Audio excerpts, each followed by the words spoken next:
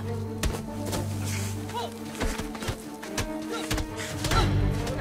ano nangyari dito, eh? Nangyari dito. Pare, ano nangyari dito? Sabi yata ito, eh.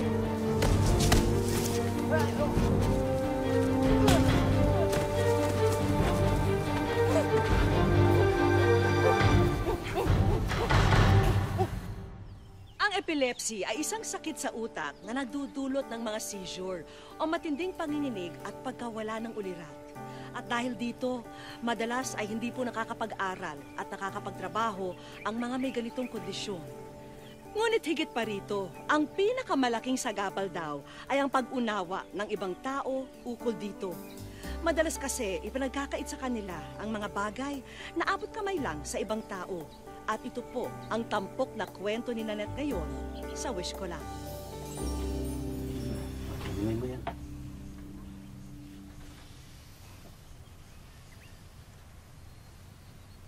Ano nangyari? Shh! Anak, nasa bahay ka na. Wala na yung mga walang hiyang harang sa'yo. Nanay, paano po ako nakauwi? Tinulungan ka ni Robin. Kilala mo siya, di ba? Siya yung ampon ni Tita Nelia mo. Sinaklolohan ka na. Pagkatapos, kinarga ka pa niya. Pasalamat ng kami dumating siya. Dahil kung hindi ko alam paano naisipin kung nangyari sa'yo eh. Maraming salamat. Wala yun. Sige po, uwi na po ako. Oo! Dito ka maghahaponan. Maraming salamat na lang ho, pero kailangan ko na po umuwi. Pero kung okay lang po sa inyo at kay Nanette, gusto ko po sanang dumala ulit para kamustahin ang lagay niya. Sige po, uwi na po ako. Salamat ulit ha. Wala naman po. Nanette.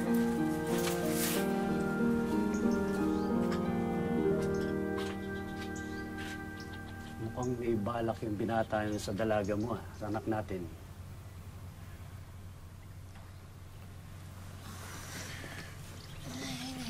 Oh, kaya mo? Kaya ko. Hindi naman itong unang atake na epilepsy ko yan.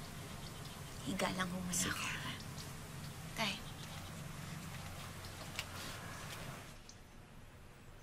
Huwag mo nga pinapaasa yung anak mo sa Aray ko naman. Yan, ha? Huwag na huwag. Ano ba yan? Bakit? Mukha naman mabait yung bata, ah. At nararamdaman ko, gusto niya ang anak mo. Bakit? Nakalimutan mo? Epileptic ang anak natin. Sino papatulong sa kanya? Magtsatsaga, mag-aalaga, magsusustento sa gamot niya panghabang buhay. Di ba ganyan din yung dati mga manliligaw niya? Sumuko din sa bandang huli. Anong magagawa natin? Kung gusto manligaw ni Robin. Sa bagay, may utang na loob tayo sa kanya. Pero huwag mong pinapaasa yung anak mo, hatandaan mo. Ayoko nang makikita pang umiiyak si Nanette. Ayoko nang makita pa siya umiiyak. Fred, eto matanong ko lang. Ikaw ba sigurado ka dyan sa gagawin mong ligawan si Nanette? Pare, gusto ko si Nanette. Tagal na. Pero ngayon lang ako nagkaroon ng lakas ng loob na aminin sa sarili ko. Natutuwa ako para sa'yo, pare. Pero sa akin lang, pag-isipan mo yung mabuti. Mahirap magkaroon ng asawa ko sakitin. Ano ba? Pero nairaraos naman ng lahat, hindi ba? Pare, nagtsatsaga ka kay Kumare. Dahil mahal mo siya, hindi ba? At saka isipin mo na lang, kung hindi ka nagtsatsaga, hindi sana wala itong inaanak kong to. Diba? Yan. Yan pang isang dapat mong i-consider. Hindi ba patagal mo ng planong magkapamilya? Magkaanak. Paano yan kung magkaanak ka ng epilepsy? Hindi mamahalin ko siya, kaya na pagmamahal ko sa nanay niya.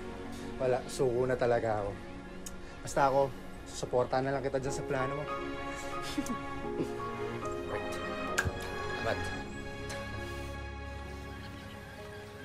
Itinuloy na nga ni Robin ang balak na manligaw kay Nanette sa kabila ng hindi pagsang-ayon ng halos lahat ng tao sa paligid niya.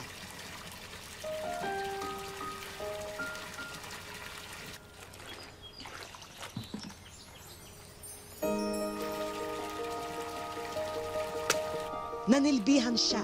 Ipinakita na seryoso siya sa dalaga, na handa siyang maghintay at magtiyaga.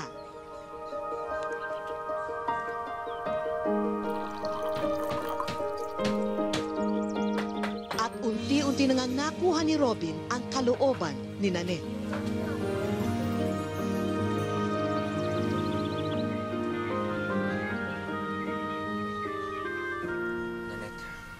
Simula nung makilala kita, wala na akong ibang hinangad kundi ang makasama ka. Gusto ko lang malaman mo na mahal kita. Mahal din kita. Talaga? So ano? So tayo na? Nanette, pinapangako ko sa'yo, hindi ka magsisisi. Para sa'yo to. Diyan yung pangalan ko. Nandito naman yung pangalan mo. Parang yung mga singsing ng mga mag-asawa. Hindi ko ito tatanggalin. Pangako ko sa'yo yan. Basta ito ang usapan natin na kapag ayaw mo na at hindi mo na kaya, isoli mo lang yan sa akin. Maiintindihan ko kahit hindi ka na magsalita o magsabi ng dahilan.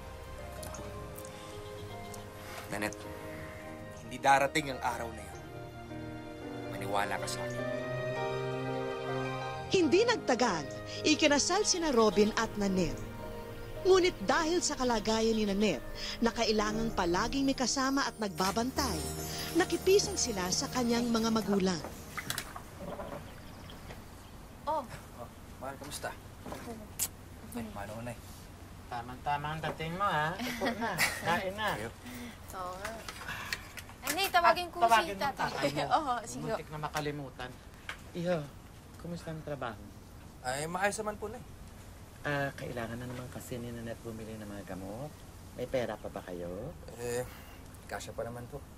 Pag kailangan mo, huwag ka nang mahiya, ha? Hinaipan ka na ng tatay mo, ha? Sige. Sige, kain. Salamat po na eh. Tay, halika na ho. Kain na tayo.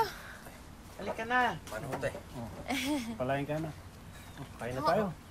Gutom na ako eh. Tayo. Pakainin mo na asawa mo. Ay, bago ho nga pala tayo kumain, may babalita ho ako sa inyo. 2 linggo na ho akong hindi dinadatnan. Ano? Mahal, ang ibig ko bang sabihin? Ako na ata pinakamasayang tao sa buong mundo. Mahal, alam mo, magpa-schedule na tayo ng check-up mo agad-agad. Sige, sa Sabado, wala ka naman pasok nun, di ba? Oo na, sige.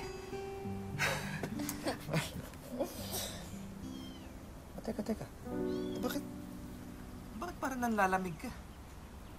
Ninenervous ka ba o may sakit ka? Ha? Natatakot kasi ako eh. Na baka maging epileptic din yung mga anak natin. Mahal, usap na tayo dyan. Diba? Sabi ko, okay lang sa akin kahit anong mangyari. Eh, paano kung habang nanganganak ako, doon ako inatake? Eh, paano kung mapahamak yung mga anak natin? Mahal, alam mo, magandang balita na kayang dala mo eh, kaya huwag ka na mag-isip ng mga ganyan. Anak, tandaan mo nandito lang kami ng tatay mo sumusuporta sa'yo, ha?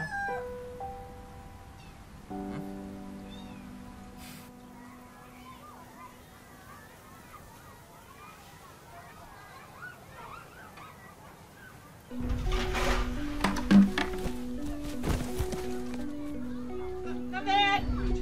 Tulong! Nanette! Tulungan niyo kami! Tulong! Tulungan niyo kami ng anak ko! Parang awa na Nanette!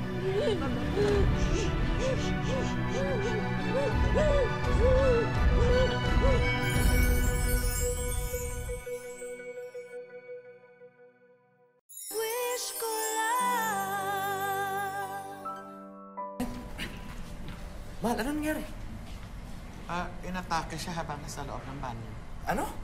Ano? May masakit pa sa'yo? Anong pakiramdam mo? Ha? Okay ka lang? Okay naman siya. Parating na ang doktor, dala-dalang eksaminasyon niya. Nakuha na po namin yung resulta ng x-ray at saka yung ibang lab test niya.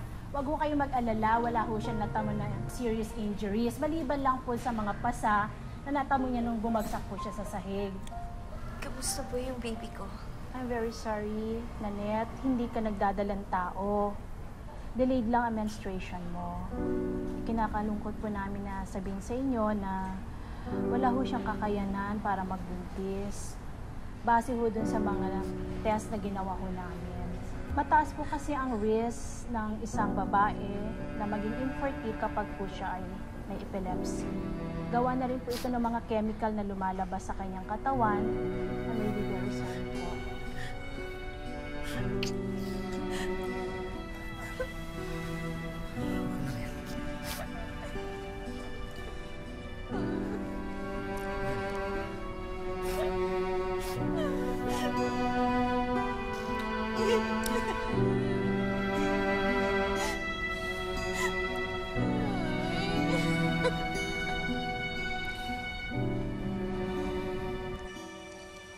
Pinag-iisipan ko nga kung sasama na ako dun sa tinatanggal sa kumpanya eh. Pwede naman ako bumalik sa pagsasaka. Ano sa tingin mo, pare? Hoy, pare! Ano? Pambihira to. Kanina pa ako sasalita dito. Wala pa na nakikinig sa akin. Sensya na, pare. May iniisip lang ako. Ano ba kasi iniisip mo? Yung aksidente ni Kumare? Oo. Yun nga, ang dami kasing kailangan bayaran. Sinabi ko na sa'yo yun dati. Mahirap magkasawa ng sakitin. Pero hindi ka nakinig eh. Oka! Sa'yo nga muna tong bata. Nangunguli doon sa kusina eh. Taka dito. Ikaw muna ha.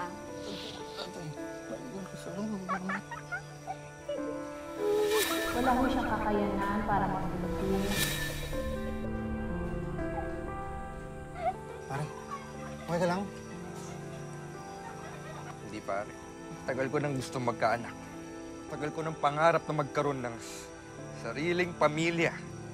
Pero paano ko magagawa ngayon yun eh? Baog ang misis ko, pare. Baog si misis.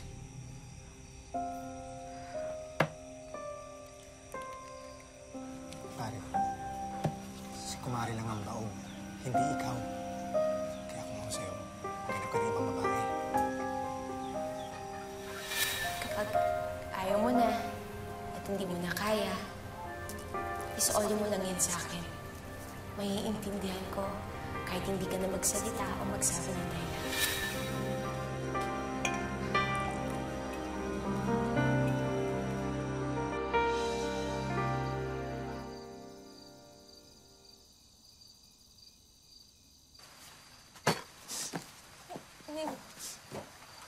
Ba't ngayon ko lang? Ay, sorry, mahal. Galing ako kay, paring Oka. Alam mo na. Inantay kita para sabay tayo magkapunan. Hindi, dapat nauna ka na. Hindi ako kakain. Yan na, tutulog na ako. Good night. Sige, niligpitin ko na.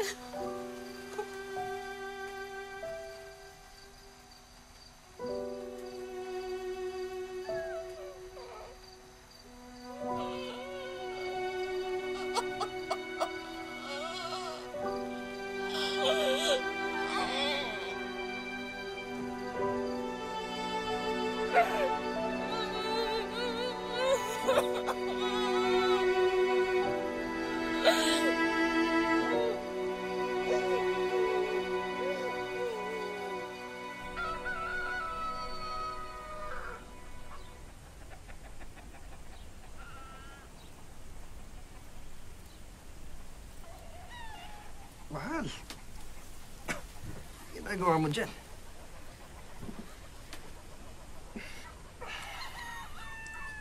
Mahal, Mahal mo pa nga ba ako, Robin?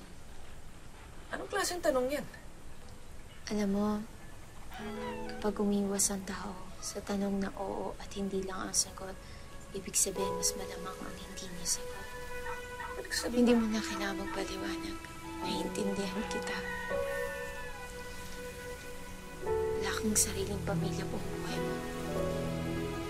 Kaya importante sa'yo magkaroon ng sariling pamilya at ng anak na galing talaga sa'yo. Kaya pinapalaya na kita. Malaya ka na maghanap ng babae na makakapagbigay sa'yo ng anak na pinapangarap mo. Tandaan mo yung usapan natin. Hindi mo na kailangan magpaliwanag. Iwan mo na lang yung ibinigay ko sa'yo.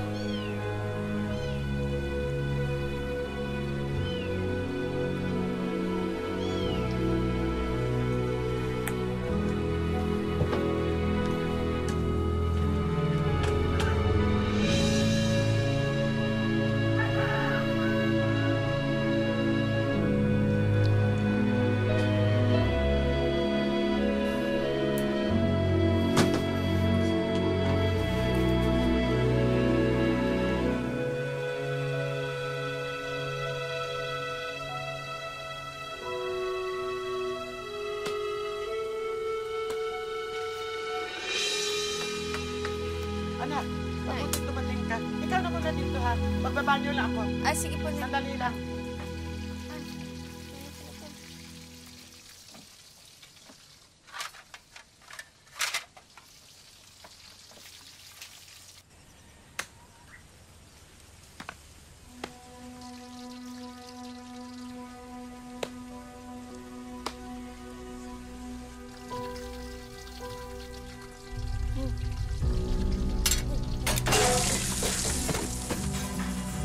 Nalet!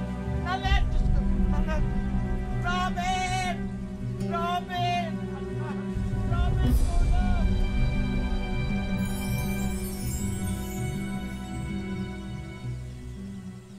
Wish ko lang.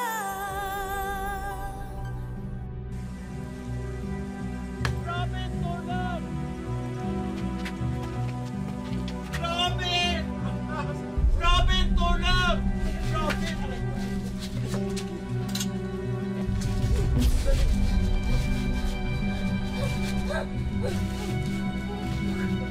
Ano nangyari sa kanya? Siya sa ospital.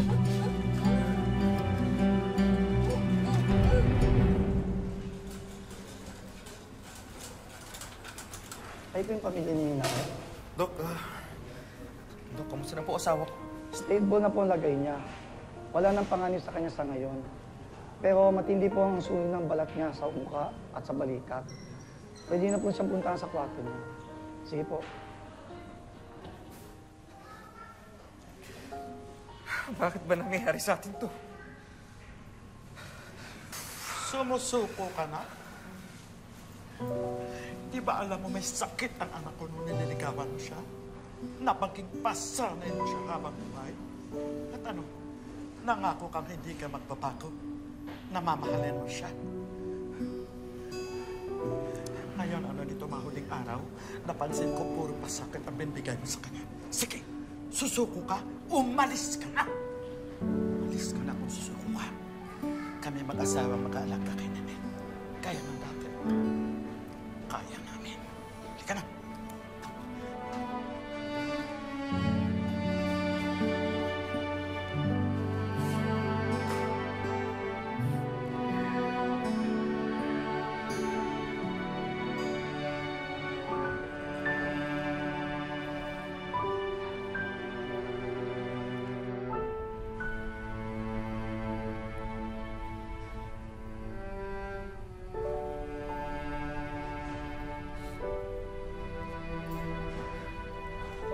Mahal, patawarin mo ko. Naging mahina ako. Inuna ko ang mga pangarap ko kaysa sa mga pangako ko sa'yo. Nagpadala ako sa lungkot.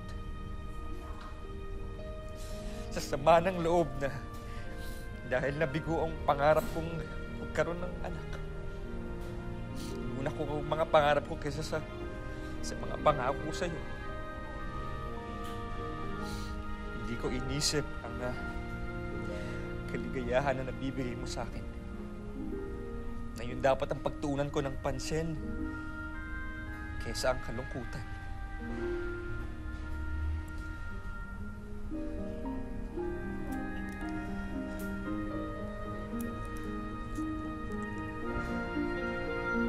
Mahal, hindi ako sumusuko. Hindi ako susuko. Dito lang ako para sa'yo.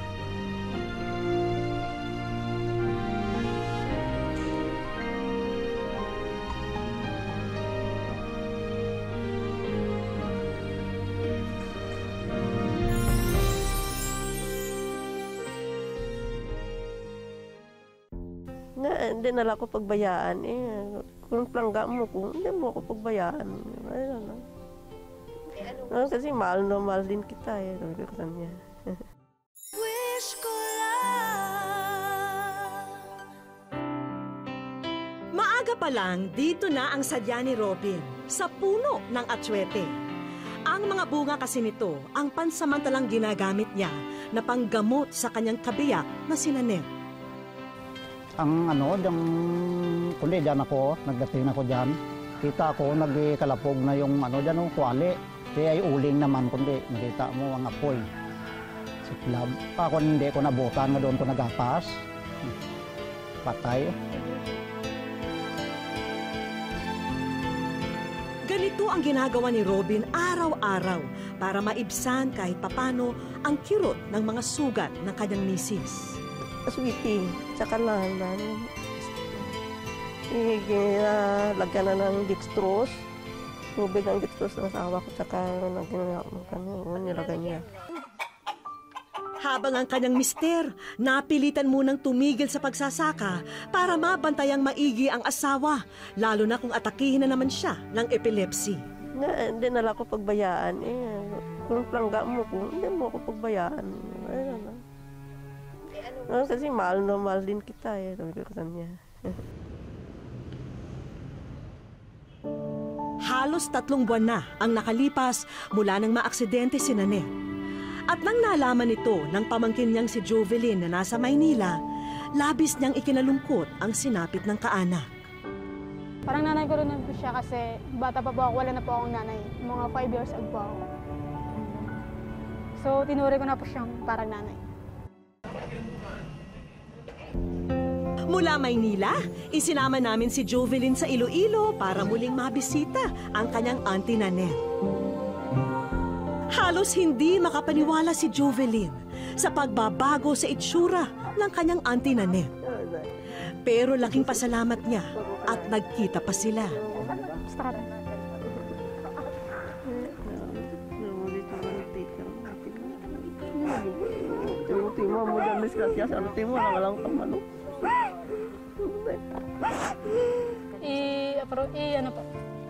Ako na bala sa paggamot niya. Sa mga gamot. Salamat sa nakatulong ka sa kung nakakain ko. Ako binay ko ng gamot. Ikaw tumutulong na kasi wala na akong pambili ng gamot ko Agad kaming tumulak sa ospital para masuri ang mga sugat at paso ni Nanette. Ano nangyari sa mukha mo? Kung inaugasan na kuhaan ka, adextrose. Tapos, ang mga ginahugas ko yun. Tapos, ang stevitis, ang mga nabasa naman siya. Ang dextrose ang nabasa sa stevitis. Nalo naman ako pag-ikumusul na pag-iamlit sa ko. Actually, yun ang super traditional na ginagawa nila. Just to make yung sugat na maging tuyo. Yun ang ginagawa nila. I really don't know what is the scientific explanation behind it, but by observation, I think na na-develop na ganun ang ginagawa ever since pa sa mga nakakatanda natin. So, yun. So, the primary objective of that astuete is just to make the skin dry. Yun lang. Good afternoon, may hapon, Nay. Oo.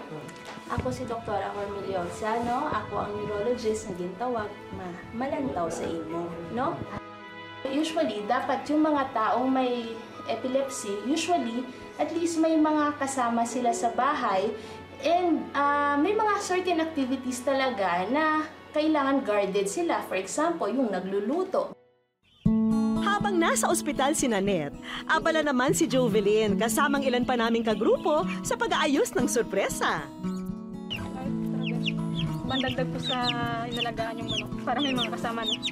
Sana po makatulong sa inyo.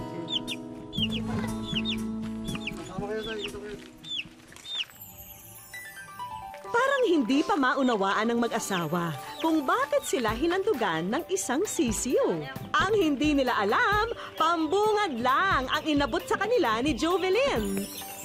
Dagdagan pa natin ng 149 na malulusog na sisiw ang alagaan nyo. Akala ko ito lang eh. Sabi niya, isa lang eh. Tapos ito pala dami. Ito pala yung sama niya. May bagong kulungan, inuman ng tubig at pagkain ay ang kasama. Sagot na rin namin ang mga gamot mo, Nanette. Kaya hindi na kailangang umasa sa bisa ng atswete. Una-una po nagpapasalamat po ako sa wish ko lang sa mga bumubuo po nito. Pinatunayan ni na Robin at Nanette na ang tunay na pundasyon ng pagmamahalan ay nasusukat sa sakripisyo at pagsubok na nalampasan bilang mag-asawa. Kaya patuloy lang ang kapit nila sa bisig ng pag-ibig. Wala raw dapat maging kapintasan sa pag-ibig. Kaya mapalad daw si Nanette dahil sa kanyang kabiyak, puso ang umiral at tunay na pagmamahal ang nangibabaw sa kanilang samahan. Maraming salamat po sa inyong pagsubaybay. Ako po si Vicky Morales at ito po ang Wish Ko Lang. May sorpresang naghihintay sa'yo kaya